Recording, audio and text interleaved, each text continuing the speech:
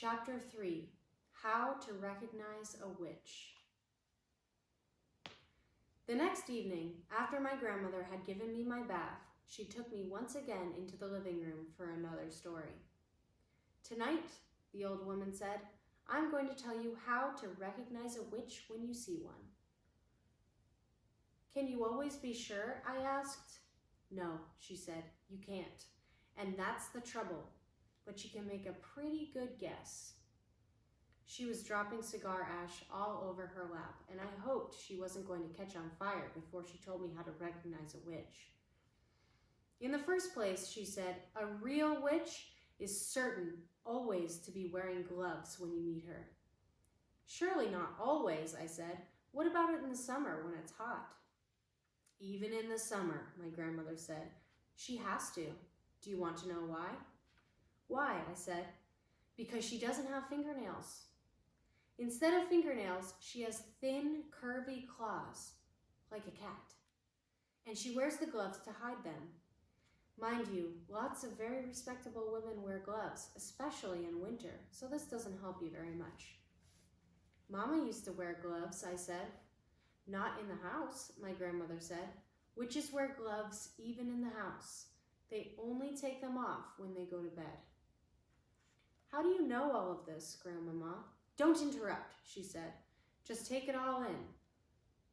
The second thing you need to remember is that a real witch is always bald. Bald? I said. Bald as a boiled egg, my grandmother said. I was shocked. There was something indecent about a bald woman. Why are they bald, Grandmama? Don't ask me why, she snapped, but you can take it from me that not a single hair grows on a witch's head. How horrid! Disgusting, my grandmother said. If she's bald, she'll be easy to spot, I said. Not at all, my grandmother said. A real witch always wears a wig to hide her baldness. She wears a first-class wig, and it is almost impossible to tell a really first-class wig from ordinary hair unless you give it a pull to see if it comes off. Then that's what I'll have to do, I said. Don't be foolish, my grandmother said.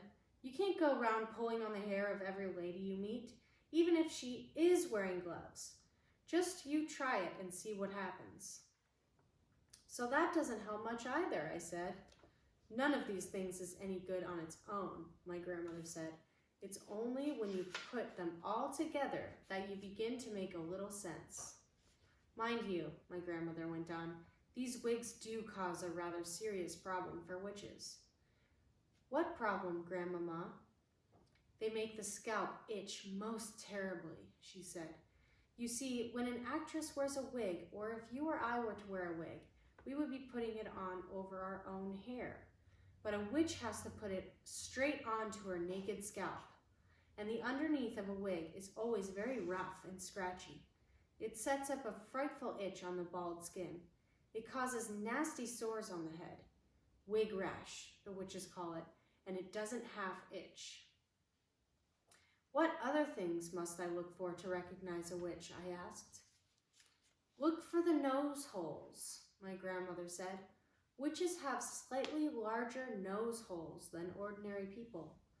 The rim of each nose hole is pink and curvy, like the rim of a certain kind of seashell. Why do they have such big nose holes? I asked. For smelling with, my grandmother said. A real witch has the most amazing powers of smell. She can actually smell out a child who is standing on the other side of the street on a pitch-black night. She couldn't smell me, I said. I just had a bath. Oh, yes, she could, my grandmother said. The cleaner you happen to be, the more smelly you are to a witch. That can't be true, I said. An absolutely clean child gives off the most ghastly stench to a witch, my grandmother said. The dirtier you are, the less you smell. But that doesn't make sense, Grandmama. Oh, yes, it does, my grandmother said. It isn't the dirt that the witch is smelling, it is you. The smell that drives a witch mad actually comes right out of your own skin. It comes oozing out of your skin in waves, and these waves, stink waves, the witches call them, go floating through the air and hit the witch right smack in her nostrils. They send her reeling. Now, wait a minute, Grandmama. Don't interrupt, she said. The point is this. When you haven't washed for a week and your skin is all covered over with dirt, then, quite obviously, the stink waves cannot come oozing out nearly so strongly. I shall never have a bath again, I said. Just don't have one too often, my grandmother said. Once a month is quite enough for a sensible child.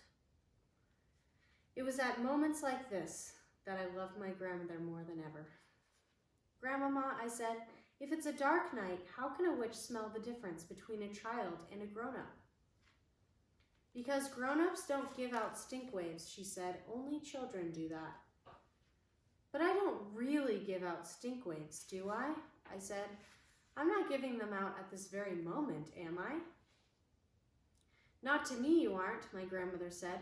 To me you are smelling like raspberries and cream, but to a witch you would be smelling absolutely disgusting. What would I be smelling of, I asked. Dog's droppings, my grandmother said. I reeled. I was stunned. Dog's droppings? I cried. I am not smelling of dog's droppings. I don't believe it. I won't believe it. What's more, my grandmother said, speaking with a touch of relish, to a witch you'd be smelling of a fresh dog's droppings. That simply is not true, I cried. I know I am not smelling of dog's droppings, stale or fresh. There's no point in arguing about it, my grandmother said. It's a fact of life. I was outraged. I simply couldn't bring myself to believe what my grandmother was telling me. So if you see a woman holding her nose as she passes you in the street, she went on, that woman could easily be a witch. I decided to change the subject.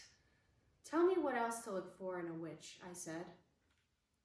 The eyes, my grandmother said. Look carefully at the eyes, because the eyes of a real witch are different from yours and mine. Look in the middle of each eye where there is normally a little black dot. If she is a witch, the black dot will keep changing color, and you will see fire, and you will see ice dancing right in the very center of the colored dot. It will send shivers running all over your skin. My grandmother leant back in her chair and sucked away contentedly at her foul black cigar. I squatted on the floor, staring up at her, fascinated. She was not smiling. She looked deadly serious. Are there other things? I asked her. Of course there are other things, my grandmother said. You don't seem to understand that witches are not actually women at all. They look like women, they talk like women, and they are able to act like women, but in actual fact, they are totally different animals. They are demons in human shape. That is why they have claws and bald heads and queer noses and peculiar eyes, all of which they have to conceal as best as they can from the rest of the world. What else is different about them, Grandmama? The feet, she said. Witches never have toes. No toes, I cried. Then what do they have? They just have feet, my grandmother said. The feet have square ends with no toes on them at all. Does that make it difficult to walk? I asked. Not at all, my grandmother said, but it does give them a problem with their shoes. All ladies like to wear small, rather pointed shoes, but a witch, whose feet are very wide and square at the ends, has the most awful job squeezing her feet into those neat little pointed shoes. Why doesn't she wear wide, comfy shoes with square ends? I asked. She dare not, my grandmother said. Just as she hides her baldness with a wig, she must also hide her ugly witch's feet by squeezing them into pretty shoes. Isn't that terribly uncomfortable? I said. Extremely uncomfortable, my grandmother said, but she has to put up with it. If she's wearing ordinary shoes, it won't help me to recognize her, will it, Grandmama? I'm afraid it won't, my grandmother said. You might possibly see her limping very slightly, but only if you are watching closely. Are those the only differences then, Grandmama? There's one more. my grandmother said. Just one more. What is it, Grandmama? Their spit is blue. Blue, I cried, not blue. Their spit can't be blue. Blue as a bilberry, she said. You don't mean it, Grandmama. Nobody can have blue spit. Witches can, she said. Is it like ink? I asked. Exactly, she said. They even use it to write with. They use their old-fashioned pens that have nibs, and they simply lick the nib. Can you notice the blue spit, Grandmama? If a witch was talking to me, would I be able to notice it? Only if you looked carefully, my grandmother said. If you looked very carefully, you would probably see a slight bluish tinge on her teeth, but it doesn't show much. It would if she spat, I said. Witches never spit, my grandmother said. They daren't. I couldn't believe my grandmother would be lying to me. She went to church every morning of the week, and she said grace before every meal, and somebody who did that would never tell lies. I was beginning to believe every word she spoke. So there you are, my grandmother said. That's about all I can tell you. None of it is very helpful. You can still never be absolutely sure whether a woman is a witch or not just by looking at her. But if she is wearing the gloves, if she has the large nose holes, the queer eyes, and the hair that looks as though it might be a wig, and if she has a bluish tinge on her teeth, if she has all of these things, then you run like mad. Grandmama, I said, when you were a little girl, did you ever meet a witch? Once, my grandmother said. Only once. What happened? I'm not going to tell you, she said. It would frighten you out of your skin and give you bad dreams. Please tell me, I begged. No, she said. Certain things are too horrible to talk about. Does it have something to do with your missing thumb? I asked. Suddenly, her old wrinkled lips shut tight as a pair of tongs, and the hand that held the cigar, which had no thumb on it, began to quiver very slightly. I waited. She didn't look at me. She didn't speak. All of a sudden, she had shut herself off completely. The conversation was finished. Good night, Grandmama, I said, rising from the floor and kissing her on the cheek. She didn't move.